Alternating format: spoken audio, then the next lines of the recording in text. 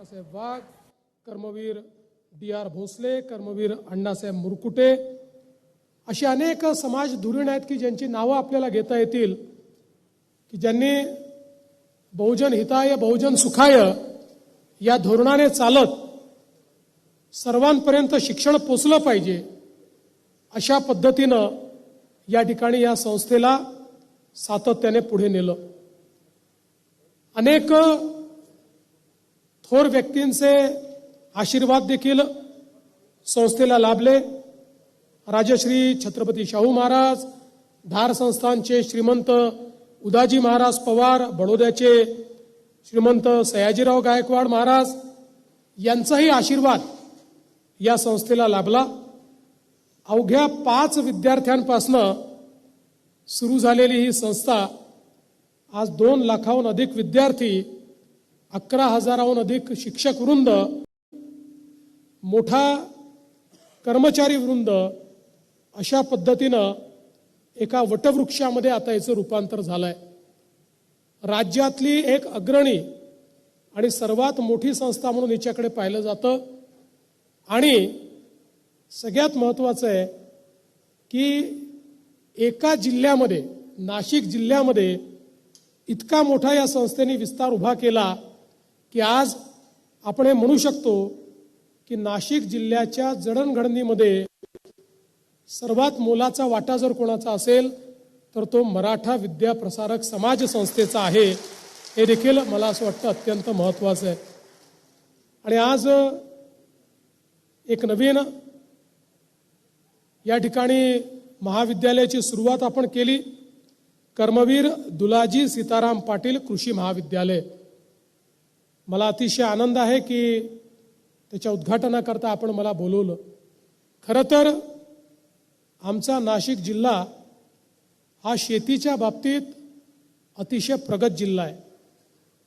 या जिल्ह्यामध्ये शेती असेल किंवा फळबागा असतील, या संदर्भात झालेली क्रांती अत्यंत विलक्षण आहे.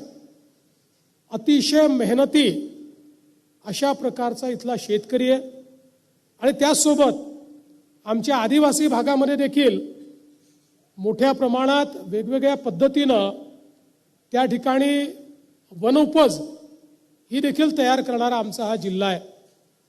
आज आपण पाहतो की विशेषतः जर आपण द्राक्षांचा विचार केला तर देशाच्या द्राक्ष निर्यातीच्या 80% निर्यात ही एकट्या नाशिक जिल्ह्यातनं होते.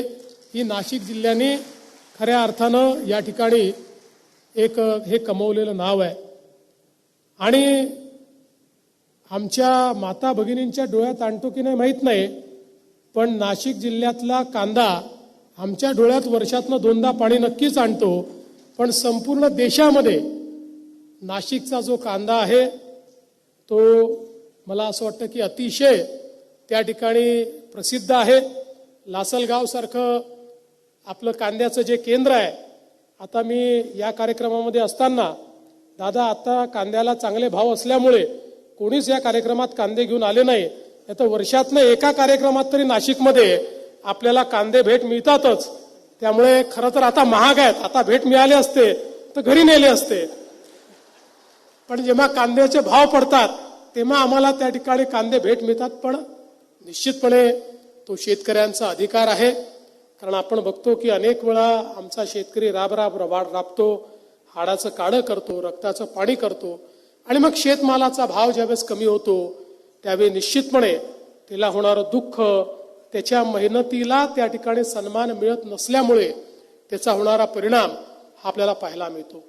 आणि म्हणूनच आज सगळ्यात महत्त्वाचं जर काही असेल तर शेतीच्या क्षेत्रामध्ये तंत्रज्ञान येणं हे अत्यंत महत्त्वाचं आहे. दुर्दैवाने आपल्याला कल्पना आहे, लोकसंख्या वाढली, परिवार वाढले, परिवारांचं विभाजन झालं आणि त्यातनं आपल्या राज्यामध्ये जवळपास 80% शेतकरी हे अल्पभूधारक शेतकरी आहेत.